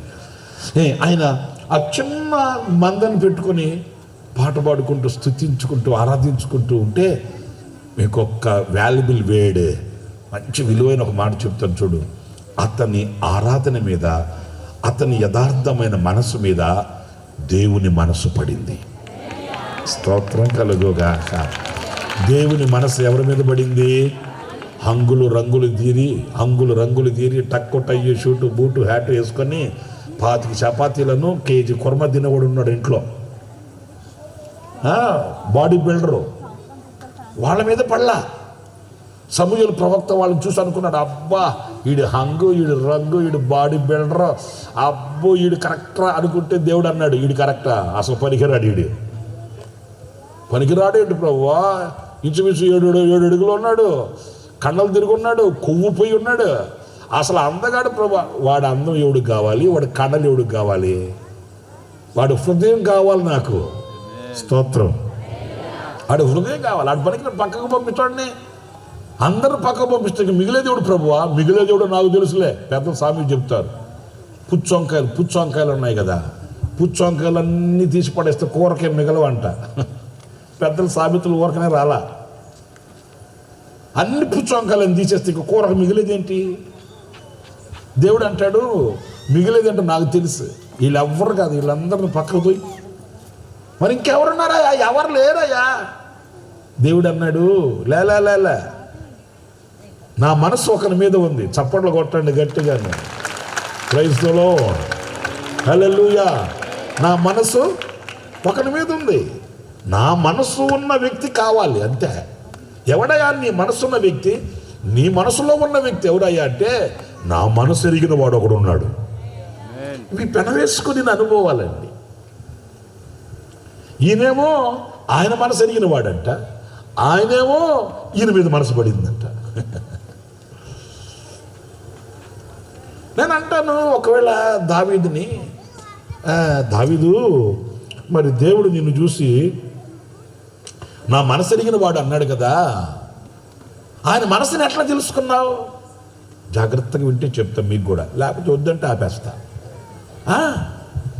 ఆయన మనసు ఎట్లా తెలుసుకున్నావయ్యా అంటే, ఏం లేదండి, ఆయన మనసు నాకు తెలియాలంటే ప్రతి విషయంలో నేను వెళ్ళి మోకరించి ఆయన అడుగుతా. అదే ఆయన మనసు తెలుసుకోవడం అంటే. ప్రార్థన అంటే ఏంటి? నాయన అమ్మాయికి పెళ్లి చేయయ్యా, అబ్బాయికి ఉద్యోగం ఇయ్యయ్యా, నాకేమో ఆయాసం, మా ఆయనకేమో ఉబ్బసం, మా పిల్లలకేమో నీరసం. మన వాళ్ళు లిస్ట్ ఓపెన్ చేస్తారు. ఇంత ప్రార్థన అంటే అంతే. లిస్ట్ ఓపెన్ చేసి కూర్చొని పాట పుస్తకం పెద్ద బైబిల్ ముందు పెట్టుకుని ఏడ్చి ఏడ్చి ఏడ్చి ఏడ్చి ఏడ్చి వాళ్ళు అడిగేది ఏంటంటే, నాయన నన్ను దీవించు, నా కూతుర్ని ఆశీర్వదించు, నా కొడుకుని ఆశీర్వదించు, మా ఆయన్ని కాపాడయ్యా. ఇదే కదా, అంతకు మించి ఇంకేమైనా ఉందా? నాయన నీ చిత్తం ఏంటి, నీ ప్రణాళిక ఏంటి, నీ ఆలోచన ఏంటి, నీ ఉద్దేశం ఏంటి, నీ ఉద్రేకం ఏంటి, నీ మనసు ఏంటి? ఈ ఎవడన్నా అడుగుతున్నాడా? ఏంటి నన్ను అలా చూస్తున్నారేంటి? ఇవి ఎవడన్నా పట్టించుకుంటున్నాడా? నాయన నాకు ఇది కావాలయ్యా, నాకు ఇది కావాలయ్యా అంటారే కానీ నాకు ఏది కావాలయ్యా అని ఎవడన్నా అడుగుతున్నాడా? ఏంటండి అలా చూస్తారేంటి? దేవుని మనసుని ఎవరైనా కోరుకుంటున్నారా? దేవుని మనసుని ఎవరైనా ఆశిస్తున్నారా? దేవుని మనసును తెలుసుకోవాలన్న ఆరాటం ఎవరి హృదయంలోనైనా ఉంటుందా? ఏంటంటే నాకు అది కావాలి, నాకు ఇది కావాలి, నాకు అంత కావాలి, నాకు ఇంత కావాలి అనేవాళ్ళే కానీ నాకు ఎంత కావాలి, నాకు ఏది కావాలయ్యా ఆయన అడిగితే ఆయన మనసులో మాట నీకు చెప్తాడు. దావీదుకి దేవునికి మధ్య ఉన్న అనుబంధం, దావీదులో ఉన్న యథార్థత అదే. ఫిలిష్తీయులు వస్తున్నారు, ప్రభువా ఏంటి వెళ్ళమంటావా అన్నాడు. ఎళ్ళు వెళ్ళమంటావా అంటే ఎళ్ళు అన్నాడు. వెళితే దావీదు గొప్ప జయాన్ని చవి చూచాడు, గొప్ప జయం చేత తిరిగి వచ్చాడు. అయిపోయింది.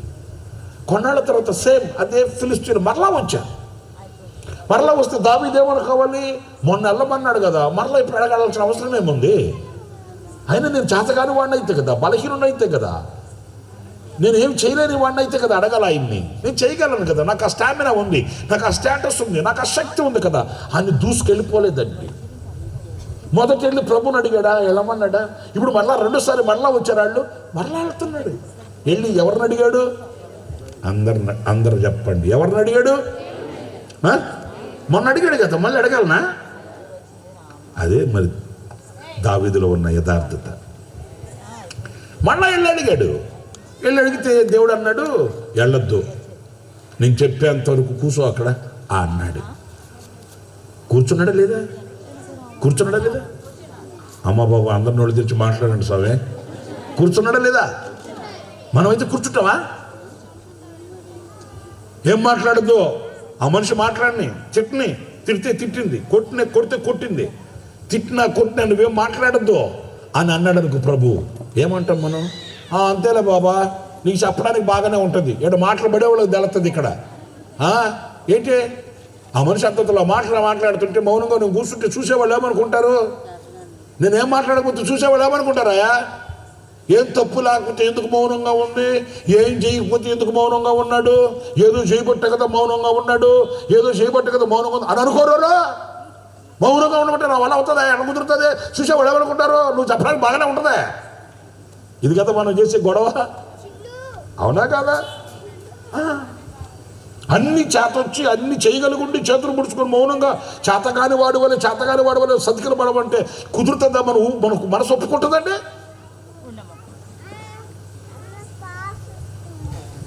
మార్కాపురం అనే ప్రాంతంలో నేను సేవ చేస్తున్నప్పుడు ఒక ఆమె ప్రతి గురువారం ఉపవాస ప్రార్థన పెట్టే మందిరంలో. ప్రతి గురువారం ఉపవాస ప్రార్థన పెడితే నేను నాతో బ్రదర్ ఇల్లు మోకరించి ప్రార్థన చేసుకుంటా ఉంటూ వచ్చింది ఒక ఆమె. వచ్చి ఏమన్నా పెద్దన్నని పిలుస్తావా అని అడిగింది నాతో ఉన్న బ్రదర్ని. నేను నాతో ఉన్న బ్రదర్ ఇద్దరు మోకరించి ప్రార్థన చేసుకుంటుంటే, ఆమెకు నేను పెద్ద అన్న, నాతో ఉన్న బ్రదర్ చిన్న అన్న, మా ఇద్దరికి బుజ్జోరు చెల్లెలని పాపం. సరే ఏంటమ్మా అంటే, అన్నయ్య కొంచెం ప్రార్థన చేయి అన్నయ్య, స్టేషన్కి వెళ్తున్నాను అనింది. నేను అన్నాను, ఈ టైంలో ఏం ట్రైన్ లేదు కదమ్మా, అయినా ఏ ఊరు వెళ్తున్నావు, ఎక్కడికి వెళ్తున్నావు అన్న. ఆమెనింది, స్టేషన్ అంటే రైల్వే స్టేషన్ కాదన్నా, పోలీస్ స్టేషన్కి అని. నా బంగారు తల్లి, పోలీస్ స్టేషన్కి వెళ్తాం మళ్ళీ ప్రార్థన ఎందుకు? ఆమె వెళ్ళేదే పోలీస్ స్టేషన్కి, మళ్ళీ ప్రార్థన ఎందుకమ్మా, ఏం చేయమంటావు, ఏమైంది అన్న. విచిత్రమైన సంగతి చెప్తాను. ఆమె కొడుకు ఒకడున్నాడు, బక్కోడు, రికమంటుంటాడు. వాడికి ఎందుకండి క్రికెట్? ఆ బక్కోడికి క్రికెట్ ఎందుకు? ఆ రోడ్లో వాడు క్రికెట్ ఆడుతున్నాడంట. నేను చెప్పాను, బక్కోడు గాలి కొడితే ఎగిరిపోతాడు. ఆడికి ఎందుకంటే ఆడు క్రికెట్ ఆడుతూ బాల్ను కొట్టబోయి బ్యాటే వదిలేశాడంట. అంత బలహీనుడాడు. ఆ బ్యాట్ పోయి ఆ పక్కన దెబ్బ ఉంటే దెబ్బగుంటలో పక్కింటాం కోడి, ఆ పక్కింటాం కోడి ఆ దెబ్బలో ఉంటే ఆ కోడికి తగిలిందంట. అది గుట్టకం తెచ్చింది. ఇప్పుడు ఆ ఊరుకుంటుంది పక్కింటామే. ఇక ఆ వచ్చింది పుస్తకాల కట్టిప్పింది ఆ పక్కింటామే. అంత మనవాళ్ళది అంత ఇంటర్నేషనల్ బూతులే కదా, ఇండియా బూతులు ఒక్కటి రావు కదా మనకు. ఇప్పుడు ఈమంటది నాతో, అన్న దాని నోరు కాదన్నా, అసలు మున్సిపాలిటీ తొట్టి అన్న దాని నోరు అన్న, అమ్మో అమ్మో అమ్మో అమ్మో అమ్మో అన్నా, నేను విశ్వాసం కాబట్టి ఓర్చుకున్నాను అన్న అని చెప్తుంటే నేను కూడా కొంచెం, ఎందుకంటే ఆమె విశ్వాసి అనింది కదా, ఓర్చుకున్నానంటే మంచిదమ్మా అని నేను కూడా మనసులో అనుకుంటున్నాను. దేవా నాయన నీకు స్తోత్రం, మంచి విశ్వాసం ఇచ్చావు నాయన నాకు అనుకుంటున్నా. ఆమె అన్ని మాటలు చెప్పి ఆఖరులు అనింది, కాదన్నా తిడుతూ ఆ పనికి మానింది ఒక మాట అనిందన్న. ఇంకా నేను ఆ మాట వినగానే నేను తట్టుకోలేక యేసయ్యా అని గట్టిగా కేకేశానన్నా. అంతే, దేవుడు శక్తినిచ్చాడన్నా. అంతే, ఒక్క గంతేసి దాన్ని వంగబెట్టి గుద్దానన్నా. దానికి ఏమో నడు విరిగిపోయిందంట. హాస్పిటల్లో చేర్చారంట, కేసు పెట్టారంట. స్టేషన్కి వెళ్తున్నాను, ప్రార్థన చెయ్యన్నా. ఏమని చేసేది ప్రభు, ఈ సంవత్సరానికి ఒక ఆమెను గుద్దింది నాయన, రాబోయే సంవత్సరంలో ఇంకా అనేక మందిని గుద్దేటట్లు, అందరు నడుములు ఇరిగిపోయేటట్లు శక్తి ఇంకా ఇయ్యే అయ్యా అంటే ఆమె వచ్చరే అంటదంట. ఇట్లాంటి వాళ్ళు తీసుకెళ్ళి అండమాన్లో వదిలేసి రావాలి. పోతే పోయింది ఖర్చు. మళ్ళీ ఆ వంటని ఎంత తీరిగ్గా చెబుతుందో, ఏసయ్యా నిందంట, శక్తి వచ్చిందంట.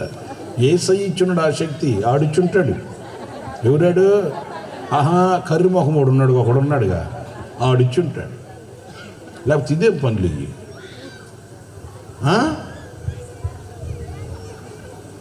ఆమె హాస్పిటల్లో చేరితే ఈమె పోలీసుకి ఈమె వెళ్తుందంటే స్టేషన్కి. ఇప్పుడు నన్ను ప్రార్థన చేయమంటాడు. అమ్మ నా బంగారు తల్లి కదమ్మా అనుకున్నాను నేను. చాలా విపరీతమైన ధోరణి అండి. నా ప్రియమైన సహోదరులరా, చూడండి, దావీదు అంత శక్తి కలిగిన, సామర్థ్యత కలిగిన గొలియాతుని ఎన్ని రాళ్లతో కొట్టాడు? ఒక లారీ టిప్పర్తో తోలించాడా? ఒక లారీ నిండా టిప్పర్తో తోలించి, పెట్టరా రాళ్ళు పెట్టు, రాత్రికి రాళ్ళ వర్షం కురిపిస్తా అని అన్నాడా? మరి అంతటి వీరుడు, అంతటి సూర్యుడు, అంతటి బలవంతుడు, అలాంటి పరాక్రమం కలిగిన వాడు నువ్వు మౌనంగా కూర్చో అంటే కూర్చున్నాడా లేదా? మరి అదే దావీదుకి మనకు తేడా. మనం కూర్చోమే. మనకుండే బుద్ధి ఏంటంటే కూర్చోమంటే లేస్తాం, లేకమంటే కూర్చుంటాం. ఏది చేయొద్దంటాం అక్షరాల, దాన్ని చేసి అక్షరాల. దావీదు మొదట ఏమీ లేనివాడుగా ఉన్నప్పుడు ఎంత వినయ విధేయతలతో ప్రభు పాదాల దగ్గర అణిగిమణిగి ఉన్నాడో, సేమ్ సిచ్యువేషన్. గొప్ప నాయకుడు అయ్యాడు, గొప్ప రాజు అయ్యాడు. కొంతమందికి కొంచెం స్థితి మారగానే మన చేతికి దొరకరండి. హలో, నేను చెప్పేది వినండి. కొంతమందికి ఏమీ లేనప్పుడు, అప్పులతో ఉన్నప్పుడు, తిప్పలు పడుతున్నప్పుడు మనం ఏం చెప్పినా వింటారండి. ఇంకా చెప్పనా, ఏమీ లేనప్పుడు చర్చిలో లైట్లు వేసేదాళ్లే, మైకులు పెట్టేదాళ్లే, సాపలు వేసేదాళ్లే, సాపలు తీసేదాళ్లే. పాస్టర్ గారిని కూడా ఎక్కువసేపు నిలబడినీరు. పాస్టర్ గారు పక్క సరిగితే సాప చుట్టాలి నేను అంటారు. అమ్మ కొంచెం నిలబడి అమ్మ, ఇప్పుడు కాదండి మీరు పరిచయం చేయాలండి, మేము పక్క సరగండి. అంత ఉజ్జీవంగా ఉంటారండి. నేను చెప్పేది నిజం. కొంచెం వాళ్ళ స్థితి మారిందనుకోండి, చేతికి దొరకరండి. మీకు ఇంకా ఒక మాట చెప్పాలంటే, ఒక ఆమంట, మీకు తెలియనివి ఏముంటాయి అబ్బా, రోజు చింత చెట్లు ఎక్కి చింత చిగురు కోసుకొని ఊర్లోకి వెళ్ళి చింత చిగురు అమ్ముతుందంట. బస్తా కట్టుకొని చింత చిగురు నెత్తి మీద పెట్టుకుని ఊర్లో అమ్మడి దిగి, చింత చిగురా ఎంతకి అమ్ముతుంది? 50,000కి అమ్ముతుందా? చింత చిగురు మీద ఎంత వస్తుంది డబ్బు? 25,000 వస్తుందా రోజుకి? చిన్న సంపాదన. రోజు ఉదయాన్నే వెళ్ళి చింత చెట్లు ఎక్కి ఆ కొమ్మ రెమ్మలు పట్టుకొని ఆ చిగురుల దగ్గరికి వెళ్ళి ఆ చిగురులు కోసుకొచ్చుకొని బస్తా నింపుకొని ఊరంతా మోసుకొని వెళ్ళి చింత చిగురు అమ్ముకొని ఏదో 4 రూపాయలు సంపాదించుకొని తింటుంది. కలిసి వచ్చే కాలం వచ్చిందంట. ఆ దుబాయ్ సేటు కూడా వచ్చి పెళ్లి చేసుకున్నాడంట ఆ అమ్మని. కలిసి వచ్చే కాలం వస్తే ఎట్లా ఉంటుంది? ఆ దుబాయ్ సేటు వచ్చి పెళ్లి చేసుకున్నాడంట. ఆ తర్వాత ఒక 25 సంవత్సరాలు, ఒక 20-25 సంవత్సరాలు అటు వెళ్ళిపోయింది. ఆ తర్వాత మరలా వాళ్ళ ఊరు వచ్చిందంట. కారులో వెళ్తా ఉంటే ఆ సేటుని అడుగుతుందంట, ఏమండి ఆ చెట్లకి వంకరగా ఉండే కాయలు ఏం కాయలు అనిందంట. అమ్మ నా బంగారు తల్లా, నేను గనకైతే ఇక్కడ వేసేవాడిని ఓటు దిమ్మ తిరిగి నక్షత్రాలు కనబడండి. పాప మా దుబాయ్ సేటుకి ఏం తెలుసు? ఆమె ఇప్పుడు కారు ఎక్కేసరికి కొంచెం స్థితి మారేసరికి ఆ చింత చెట్ల కంట ఆ వంకరగా ఉన్న కాయలు ఏంటండి అనిందంట. ఆయన అన్నాడట, మీకు తెలీదా చింతకాయలు అయ్యా అని అంటే ఏమంటుందంటే, ఓకే చింతకాయల్స్ అంటే ఇవేనా చింతకాయల్స్? అదే చింతకాయల్స్. ఏం బాడైరా నాయన, ఏం బాడైరా నాయన. నేను ఎందుకు ఈ మాట చెప్పాను తెలుసా? మరి ఇలాంటి అనుభవాలు దావీదులో లేవే. దావీదు రాజుగా అభిషేకించబడిన తర్వాత యెహోవా సన్నిధికి వెళ్ళి యెహోవా సన్నిధిలో కూర్చొని ఇలాగ ప్రార్థన చేశాడట, యెహోవా నా దేవా, నీ దాసుడనైన నన్ను ఇంతగా నీవు నన్ను హెచ్చించుటకు నేను ఎంతటి వాడినయ్యా, ఎంత సిన్సియర్ హార్ట్. నా ప్రాణమా యెహోవాను సన్నతించుము, నా అంతరంగములో. ఎవరు పలికిన మాట ఇది? ఒక రాజు, ఒక చక్రవర్తి 40 ఏళ్ల పాలనలో కత్తిబట్టిన కలం పట్టిన సాటి లేని పరిపాలన చేసిన వీరుడు, ధీరుడు దావీదు. 40 ఏళ్ల పాలనలో 40 సంవత్సరాల పరిపాలన. ఎలాంటి పరిపాలన? మనాళ్ళు 5 సంవత్సరాలకి ఇక్కడ నెత్తి మీద జుట్టు ఊడిపోయి పాపం అల్లాడిపోతున్నారు. 5 సంవత్సరాలకే 5 సంవత్సరాలు 6 సంవత్సరాల ఎలక్షన్ 5 సంవత్సరాలకే మధ్యలో కనుక అవిశ్వాస తీర్మానం వస్తే అది కూడా పోద్ది. 5 సంవత్సరాల పాలనకి అల్లాడిపోతూ తల్ల కిందలైపోతున్నారు ఇక్కడ. మరి 40 సంవత్సరాలు దావీదు పరిపాలన చేస్తే కత్తిబట్టిన కలం పట్టిన ధీటైన సాటి లేని పాలన చేశాడంతే. ఆయన కలములో నుండి జారువాలిన ముత్యాల మూటలే క్రైస్తవ లోకానికి వెన్నెముకగా నిలిచిన ఈ రోజున ఏంటంటే ఆ యథార్థమైన హృదయం, యథార్థంగా నడుచుకొనడం. స్తోత్రం కలుగుగాక. అందరూ చెప్పండి హల్లెలూయా. ఈ రోజున అందమైన జీవితంలో మనం జీవించవలసిన జీవితం ఏంటంటే యథార్థమైన జీవితం. హల్లెలూయా. ఈ రోజున అలాంటి స్థితి మనకు లేకపోతే, అలాంటి అనుభవం మనకు లేకపోతే పశ్చాత్తాపతులం కావాలి. నిజమేనాయన, ఏంటి బ్రతికి యథార్థత లేదు నా దగ్గర. ఏ గాలికి ఆ చాప అన్నట్లుగా ఎటు బలితే కొన్నాళ్ళు అటుంటా, కొన్నాళ్ళు ఇటుంటా, వాళ్ళతో కలిసి వాళ్ళతో ఇట్లా ఉంటా. కిస్మిస్ పండుగ వస్తే ఆ పండుగ చేస్తా, వీళ్ళ పండుగ వస్తే వీళ్ళ పండుగ చేస్తా, వాళ్ళు కనబడితే గుడ్ మార్నింగ్ నమస్కారం అంట, మళ్ళీ ఏడుకు వస్తే ప్రైజ్లాడ్ హల్లెలూయా అంట. అంతే కదా. ఆదివారం ఉదయం చర్చిలో ఉంటా, మధ్యాహ్నం మ్యాట్నీలో ఉంటా. ఏంటి నాయన నా బ్రతుకు? మీరు విమర్శించుకోండి. ఈరోజు నేను అందమైన యథార్థమైన జీవితాన్ని జీవిస్తున్నానా, లేకపోతే ఆ జీవితానికి అర్థం లేని జీవితాన్ని నేను జీవిస్తున్నానా అని కనుక మీరు పశ్చాత్తాపతులైతే మీ అపవిత్రతను కడిగి శుద్ధి చేసి మీ మలినాన్ని దూరం చేసి ఒక పవిత్రమైన జీవితంతో అందమైన నడకను అనుగ్రహించడానికి నా దేవుడు సిద్ధంగా ఉన్న శుభరాత్రి. హల్లెలూయా, హల్లెలూయా. ఇంకొక మాట కూడా నేను చెప్పి ముగించేస్తాను. అది కూడా ఏంటంటే, చూడండి పరిశుద్ధ గ్రంథంలో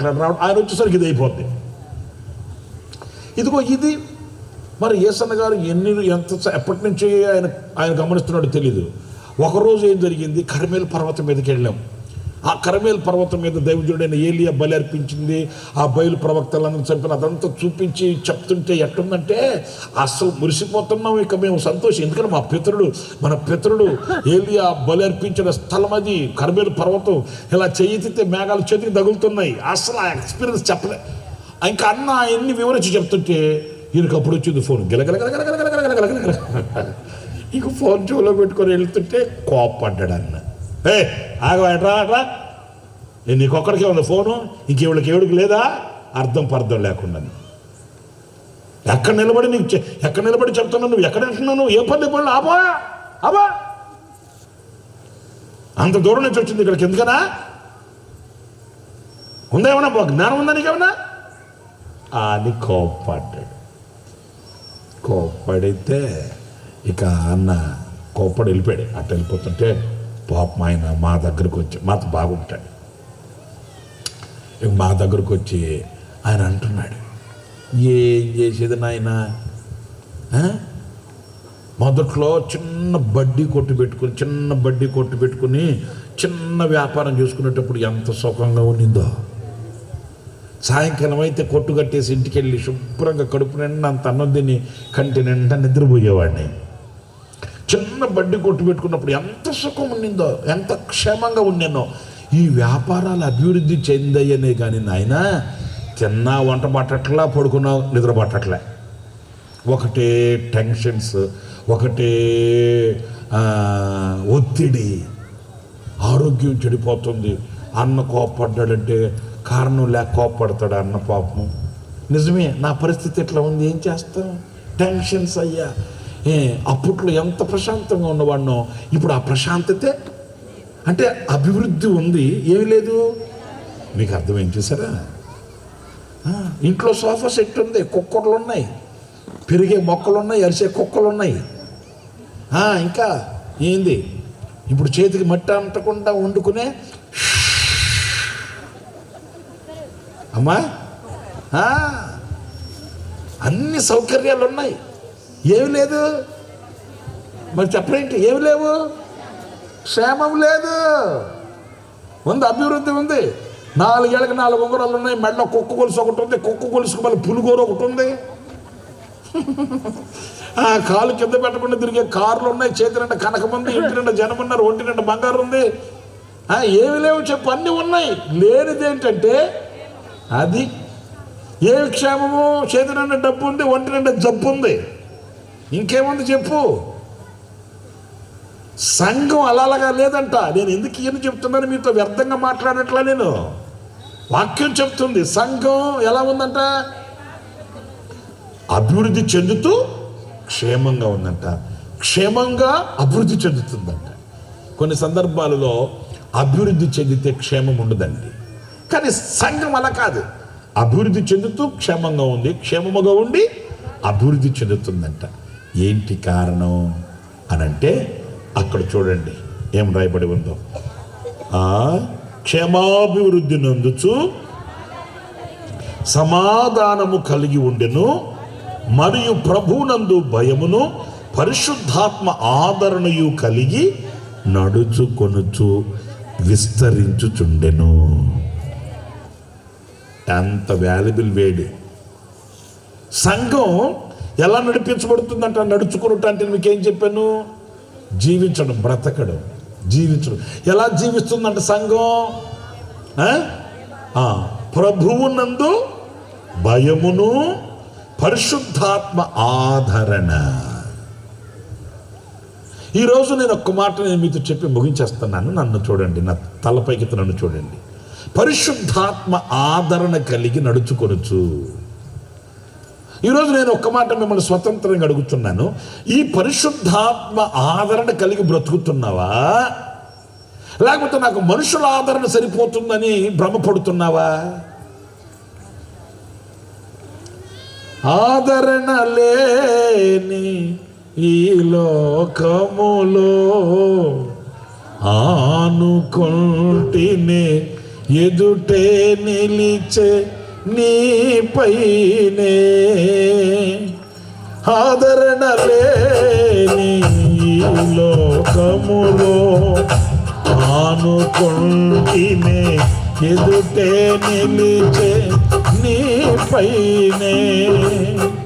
అనురాగ సీమలో అనుబంధము పెంచిన నీతో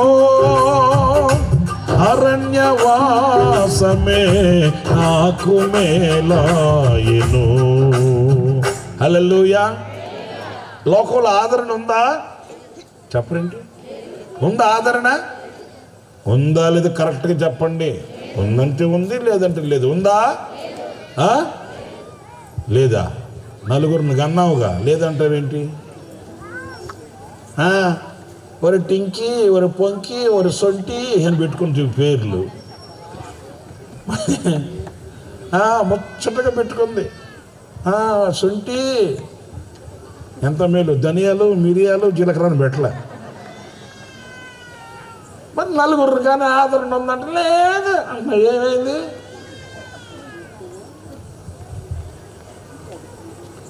తెగించి మాట్లాడినా, నిన్ను కట్టుకున్నా, నిన్ను కన్నా, నిన్ను కొన్న వ్యక్తుల దగ్గర లేని ఆదరణ నా దేవుని దగ్గర నీకు దొరుకుతుంది అంతే.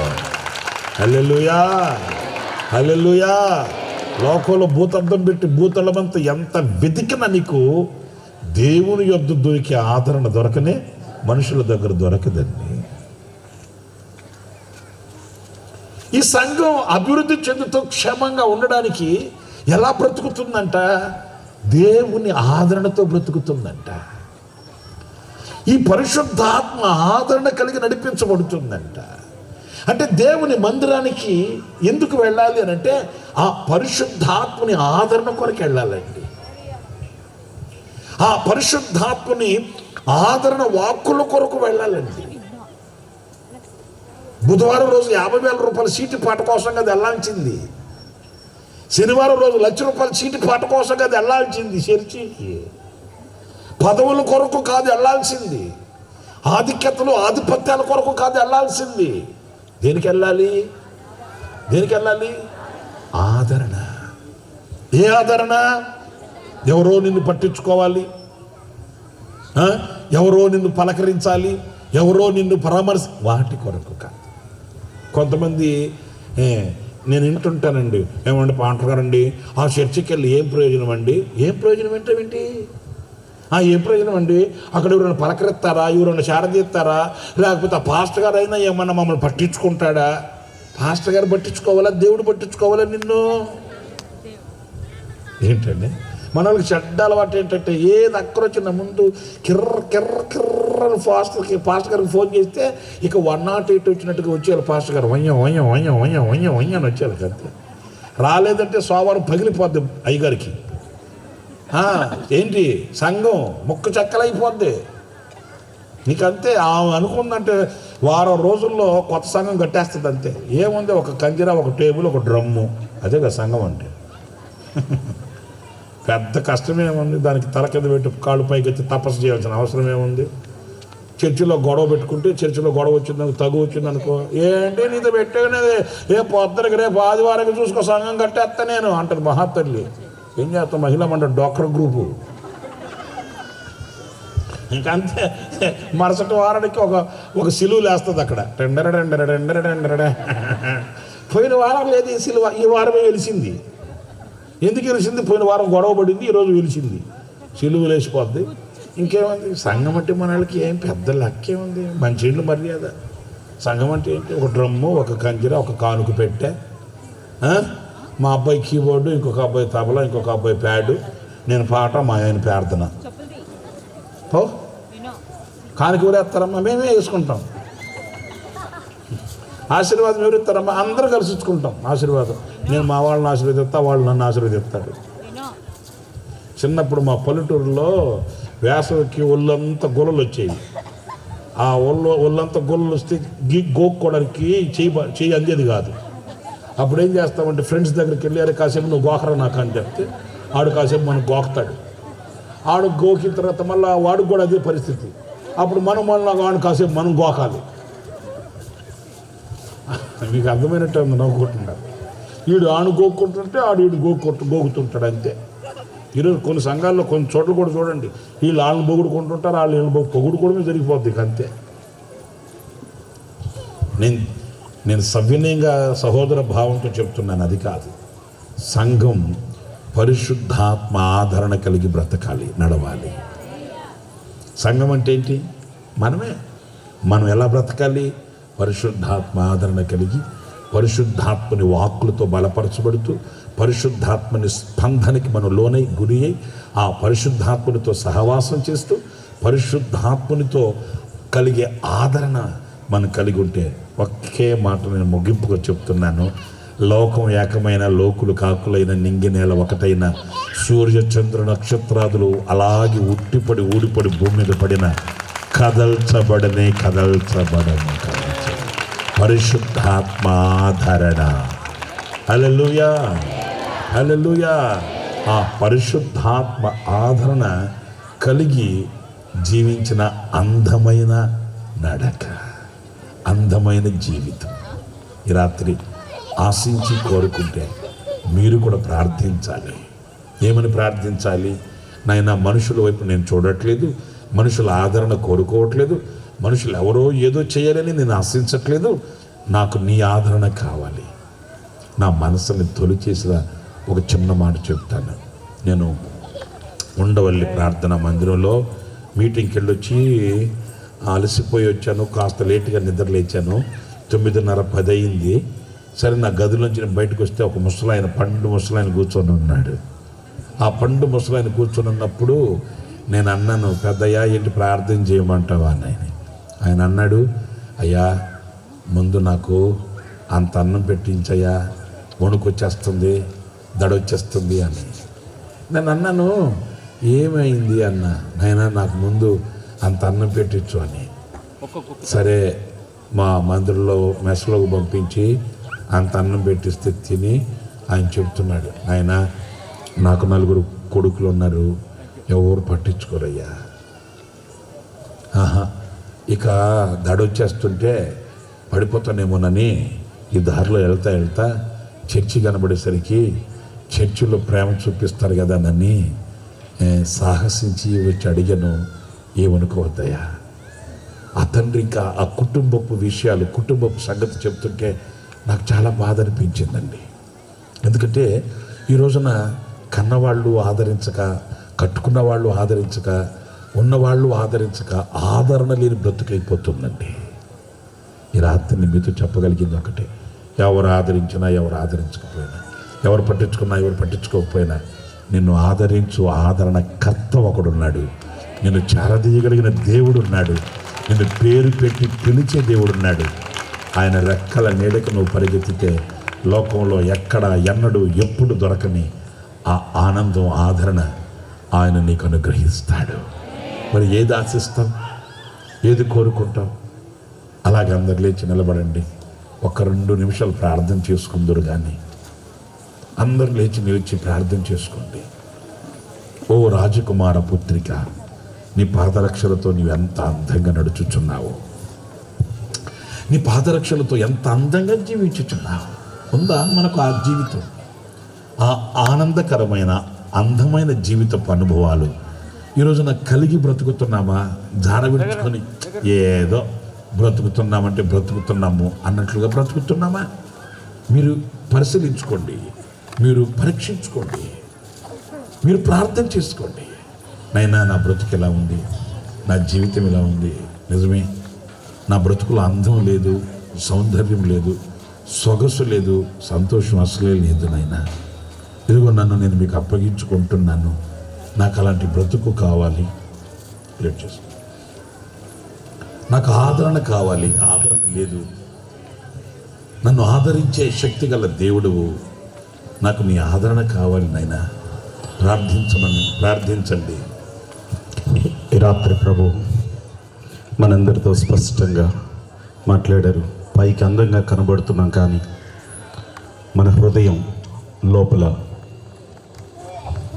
అందంగా లేదని, ఆదరణ లేక కుటుంబంలో సమస్యలతో బాధపడుతున్నామని, యథార్థమైనటువంటి జీవన